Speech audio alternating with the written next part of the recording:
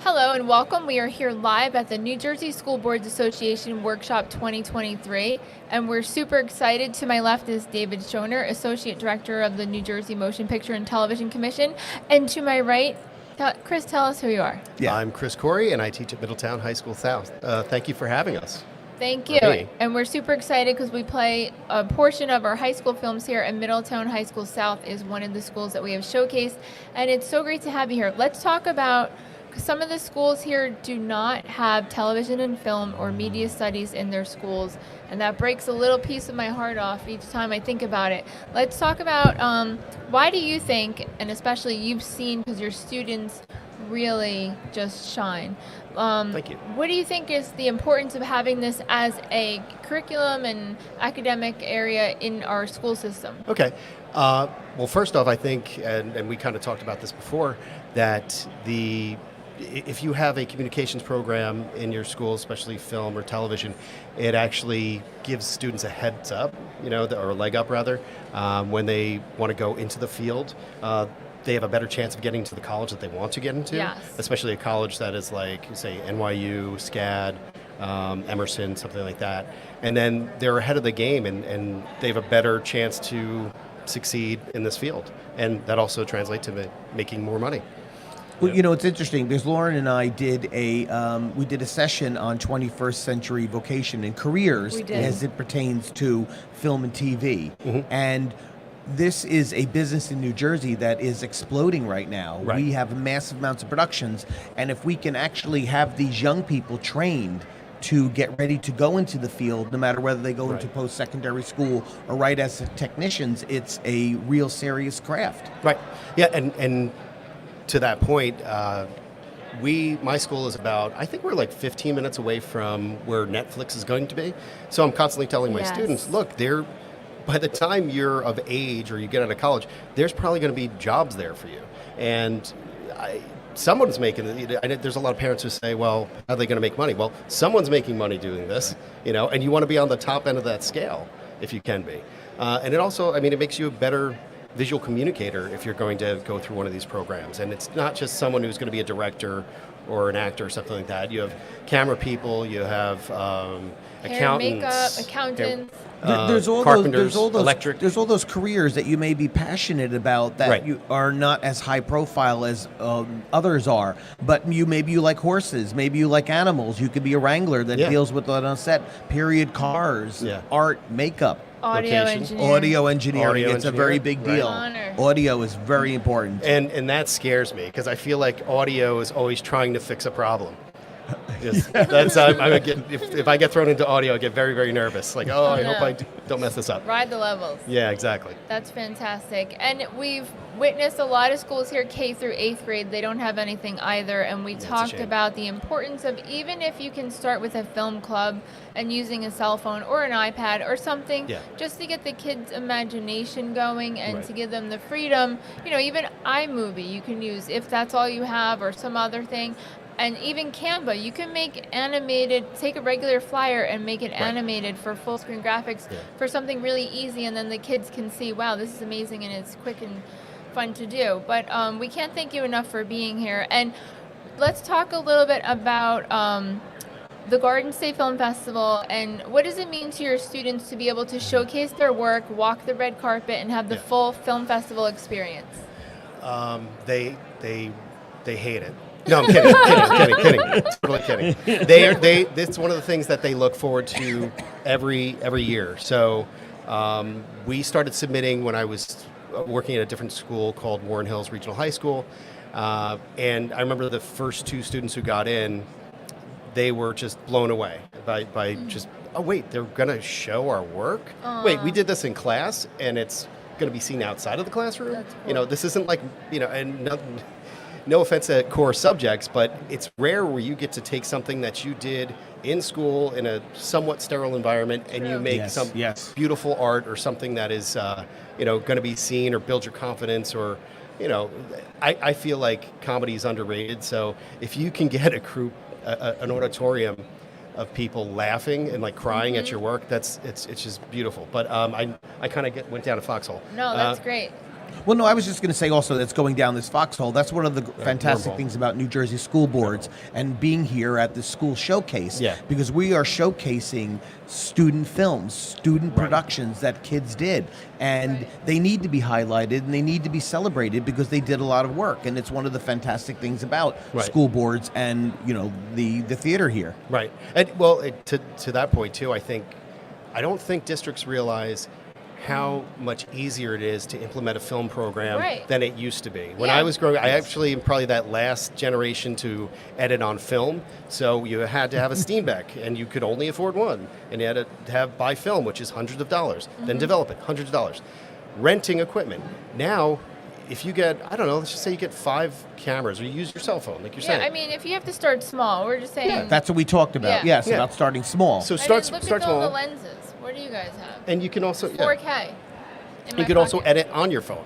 Yeah. I mean, if need be, right? But it's not that difficult, and it's far cheaper than I think most districts realize. Right. One of the things, Chris, that I want to say that I think that we're always impressed with the student productions, and particularly out of your school and out of your program, is that ability to tell a story.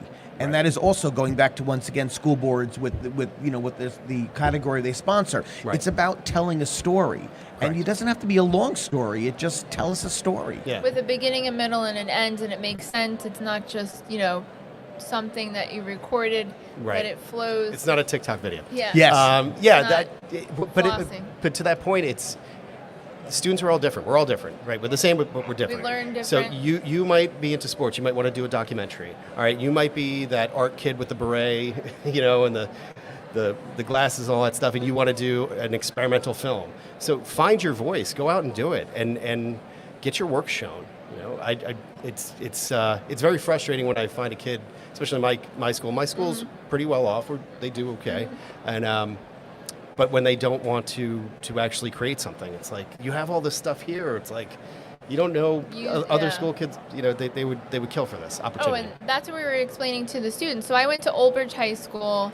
Okay. And then it was Cedar Ridge, and then it turned to Old Bridge. But I didn't realize, and I was trying to explain to the students, not a lot of schools don't have TV production, and it's strange to know that's true when you have it and that's all you know. And you think, it makes you stop and pause and think, oh my God, thank goodness my school district has it. Because I just thought that was normal. I did it in high school, did it in college, and I knew exactly what I wanted to be from Turner Classic Movies. And also, you can't do that on television. No. That's what got me. I don't want to get slimed. Yeah, exactly. I don't know. Actually, I don't know if you know the answer to this question, David, but do you know what the amount of programs there are in television, high school programs versus film programs in the state? So I believe, generally speaking, throughout the state, in high schools that have programs, it's really more broadcasting, and I want to say journalism. Okay. That's where the emphasis is. The emphasis is not in film, and I think it may be partially, I don't mean it's easier, but it is easier in a way to do journalism because the format is a little bit more standard. It's a little more boilerplate. Once again, it's not being a negative, but you know what I'm talking about, journalism. Yeah. It's like putting a package together for something. So it's the emphasis really is in that journalism component, which is why we try to really get the kids start off with that documentary style format, which is journalism, and then trying to get them to tell a narrative with a beginning, middle, and end. So do you think it's 90% TV? I would say I'm going to go with 80, maybe 80, but but the 3-camera talk show. Yes, news. that's it. Lauren's got it. I've been telling those teachers too. That's great. Learn the basics, director, technical director, all that jazz, acting, and the whole thing, camera operator, floor manager. That's great because you're learning to work as a team. But then, like at Brookdale, Television 121 is studio production, then it's field production. So for high school, if you're having it all 4 years, you should, if possible, again, if you don't have the cameras for them to take home, try to schedule a field trip, like what Jody Lazarski does at Passaic, and then have them have like 3 hours or whatever it is with the cameras to do a field shoot off campus if possible, because it gets boring to shoot at the same location. But then you get to see their imagination grow even further with writing a different kind of script, not just, hi, welcome to the newscast, I am blah, blah, blah. Today my guest is. So it's like, ready, one, take three, blah, blah, blah, blah, blah. But once they learn that, and that's still important, because you can bring that over into the film side, but the field production is huge, because you can do so many things. We have a lot of our filmmakers with the Garden State Film Festival. They do film reporting, and they follow and do packages and stuff like That's that. right. So it's like there's a line, and you can go back and forth over the line and freelance. And if you have to shoot weddings, whatever you need to shoot, we do so many live stream events too. I think also what Lauren was saying is on point in so much as that if it is structured a little bit more in that journalism TV kind of world, if you can break away and just go out and schedule a field trip, and obviously you have to get it board approved and all that stuff, but you can, and go out and say, okay, this is the conceit of the kids. We're going out into a park and we're going to do something, and you have to come up with a storyline ahead of time, and when you go out in that park, you're going to create something. Music, dun dun dun. Yeah, exactly. Running in the woods. But to that point too, I say to my students, the third marking period, they go out and you're going to do a location shoot. Nice. So yes, we're based in Monmouth County. We have the beach, we have Asbury Park, we have Red Bank, we have Bellworks. Monmouth County tourism right here. Yeah, there you go. But the state of New Jersey. Yes. Right? You were saying how you have all this production coming back. So you have the mountains up in Northwest Jersey, the shore. You're halfway. Well, depending where you are, you're close to New York, you're close to Philly.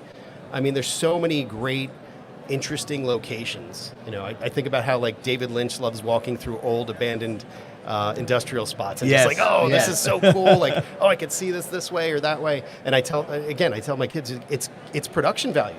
Right. Instead of just shooting in school, there's the same set of lockers, this, that, the other thing. Like, go out and do these things. And if you're watching this and you don't have a film TV program at your school, who cares? Just go out. I mean, I do care, but Start go out small. and shoot. Yes. Just start doing something, because maybe you get into a film festival, maybe you get recognized, and maybe your board will actually say, maybe this is something we should think about. So one of the things that we do all the time, Lauren and I, when we go to schools, is we even try on a basic level is to form a film club. And typically when you're forming a club in a school district, you pilot it 1 year, and if it works, then they go in full-blown and use stipend. And even if you pilot a film club and you're just using your cell phone to do something, and Garden State really works hard on nurturing those. If you submit, you get accepted. We're going to treat you like your family and give you that emotional and inspiration to go on and continue. Yeah. And pinch your cheeks. Go ahead. Wait, what? Like, you can do it. I thought you were saying I had something on my cheeks. No, but that's fantastic. And I'd like to mention that the partnership with the Garden State Film Festival and the New Jersey School Boards Association is a category called the New Jersey Hometown Documentary Short. It's 5 minutes or less, and it's something to do with the arts. So it's something about the student's hometown, a person, a place, or a thing that has to do with arts and culture. And the deadline for that is January 8th. Now, today's today. Now we do this all the time. You can be ready 25th. For next year. You don't have to wait until September to prepare and make your lesson plan. All the time, let's make a 5-minute short or less for this wonderful category. And the winning student of this category, the school gets a $500 award. Nice. And then for our high school and younger categories, U Arts of Philadelphia is sponsoring that award, and the student receives $250. And for the high school animation category, you are sponsoring that, and the winner, if there is for that category, receives $250 as well. And then on really cool. March 21st, 2024, we have our annual statewide field trip. It's taking place in the Asbury Lanes. Again, that's March 21st, 2024. And we have Carl Staven with UArts, who's going to be doing some really amazing animation demos to teach the children, the kids, how to do animation. We're super excited for that. This is for you. Oh, great. Thank you so much. Reserve your buses now. We know it's difficult, but if you can get down to the Asbury Lanes, we are already almost sold out. So you have to email outreach@gsff.org ASAP. Yeah, so we're And super I, excited. just even wrapping it up, it's all about cultivating this young people to motivate them, and whether it's New Jersey school boards with their event, or UArts with their event, even with Garden State, we want to cultivate them and nurture them and let them know that New Jersey, we're here to give them the catalyst to be what they decide they want to be, whether it pertains to art, filmmaking, or TV. Yeah, the field is wide open. Yes, and it this really It's great.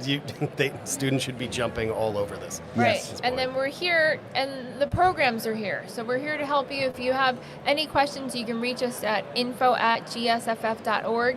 Chris, thank you so much for everything that you do for our students. Thank you so much. I appreciate that. Yes. You're it's building great to the have you. next future generation of filmmakers. Yes. Thank you. Thank you. Appreciate Thank it. you. And then go to gsff.org for more information for tickets and other cool info, and we'll see you next time. Thank you. Thank you.